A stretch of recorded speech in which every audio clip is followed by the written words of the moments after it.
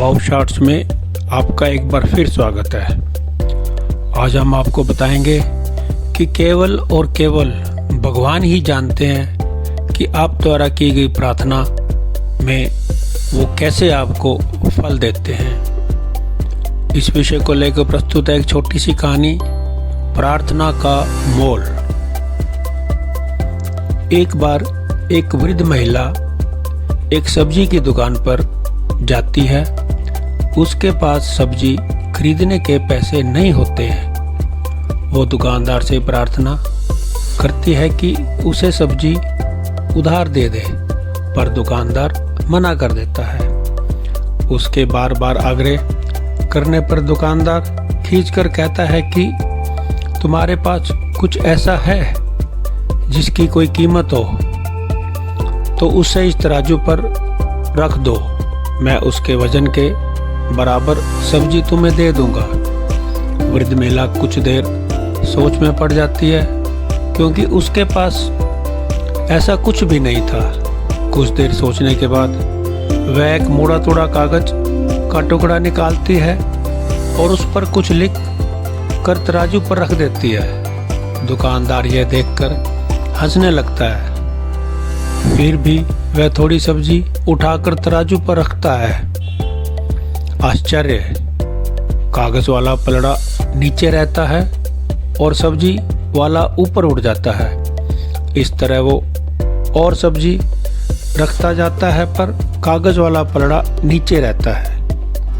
तंग आकर दुकानदार उस कागज को उठाकर पढ़ता है और हैरान रह जाता है।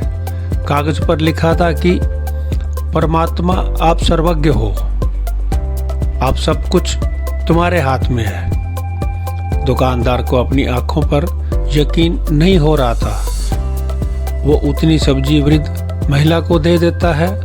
पास खड़ा एक अन्य ग्राहक दुकानदार को समझाता है कि दोस्त, आश्चर्य मत करो, केवल प्रार्थना का परमात्मा ही जानते हैं कि प्रार्थना का क्या मोल है।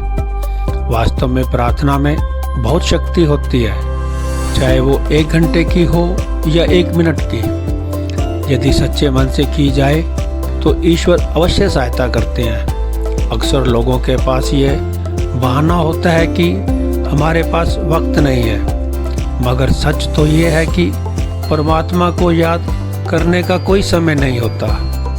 प्रार्थना के द्वारा मन के विकार दूर होते हैं और एक सकारात्मक ऊर्जा का संचार होता है।